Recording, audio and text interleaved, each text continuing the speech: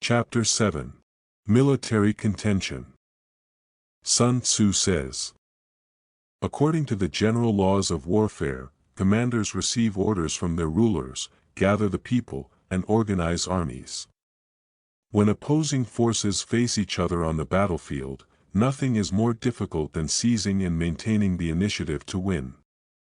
The most challenging aspect of gaining the upper hand lies in turning a circuitous, roundabout route into a direct path. It requires converting unfavorable conditions into favorable ones. At the same time, one must transform the enemy's apparent advantage of a shorter, direct route into a disadvantageous longer detour. By luring the enemy with small gains, one can depart later but still arrive first at strategically vital positions. This is the method of turning detours into direct routes. Therefore, military contention has both advantages and risks.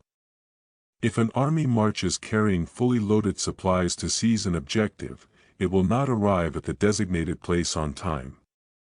If it discards supplies to move faster, it risks losing valuable resources. If soldiers strip off their armor to move lightly and speedily, marching day and night to cover 100 miles in a raid, the generals risk capture by the enemy. The strongest soldiers lead, while the weak fall behind. Usually only about 1/10 of the troops reach the destination on time. If the army rushes 50 miles, the vanguard commander will suffer setbacks, and usually only half the troops arrive. If they march hurriedly for 30 miles, only about 2/3 arrive. Thus, without logistical support, an army will fail. Without food, it cannot survive. Without supply reserves, it cannot sustain itself. Therefore, without understanding the strategic intentions of other states, one should not form alliances prematurely. Without knowledge of forests, obstacles, and marshland terrain, one cannot lead troops effectively. Without guides, it is impossible to exploit favorable terrain. Success in warfare depends on flexible strategies, deciding actions based on available advantages, and shifting tactics between dispersed and concentrated forces. When troops move quickly, they should be like a sudden gale; when they move slowly, like a dense and orderly forest. When attacking, they should be like raging fire; when defending, immovable like mountains. When concealed, they should be like thick clouds obscuring the sun. When charging, they should be as swift as thunder. Commanders should divide forces to raid enemy villages and hold key points to expand territory, carefully weighing risks and benefits before acting. Generals who master the method of turning detours into direct routes will win. This is the principle of seizing victory. The text Military Governance says, on the battlefield, verbal commands cannot always be heard clearly, so drums are used. Visual signals like banners are needed because commanders may not see each other. Drums and banners unify army actions. When the army acts in unison, brave soldiers do not advance alone, nor do timid ones retreat singly. This is how large armies are commanded. Therefore, at night, drums are beaten frequently, and during the day, banners are displayed widely, adapted to sensory needs. Against the enemy's army, one can lower their morale; against their commanders, one can shake their resolve. Thus, skilled commanders avoid attacking when the enemy's spirit is at its peak. Instead, they strike when enemy morale wanes. This is the key to managing the psychological state of armies. Using one's own discipline to counter the enemy's disorder and one's calmness to counter the enemy's recklessness is the art of leadership psychology.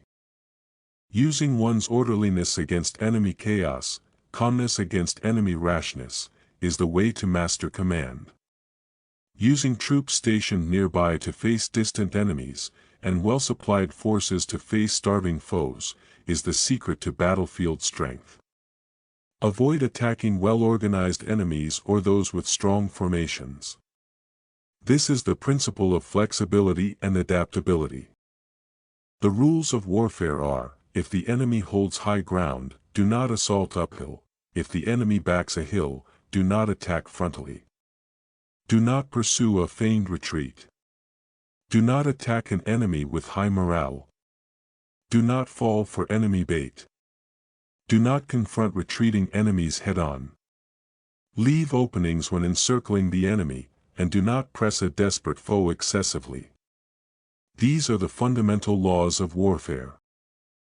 Previously, in the chapter on laying plans, strategies and calculations are made within the safety of the command tent.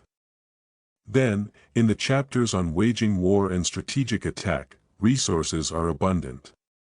If victory is possible, one fights; if not, retreat is always an option. The chapters on disposition and momentum discuss the layout of forces, formations, and strategy planning.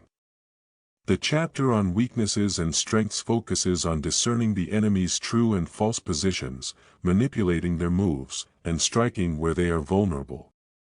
However, you must understand that your opponent understands these principles too. What you do, they may do better.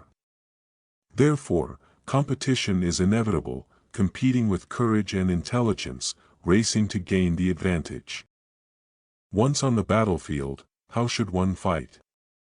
What principles and precautions must be observed? The chapter on military contention addresses these questions. What appears to be a roundabout path may in fact be the most direct and advantageous route. Because of terrain and the enemy's formation, a straight path may be impossible. Deliberately taking a wide detour can mislead the opponent into thinking you will not attack there. Then, using feints and minor provocations to distract them, you suddenly strike into a weak point. This way, though you start later, you arrive first. If the enemy is unprepared, your forces can advance easily, move flexibly, and save time, effectively becoming the near force despite distance. If the enemy is prepared, your forces will face difficulty, lack mobility, and waste time, becoming the far force in practice.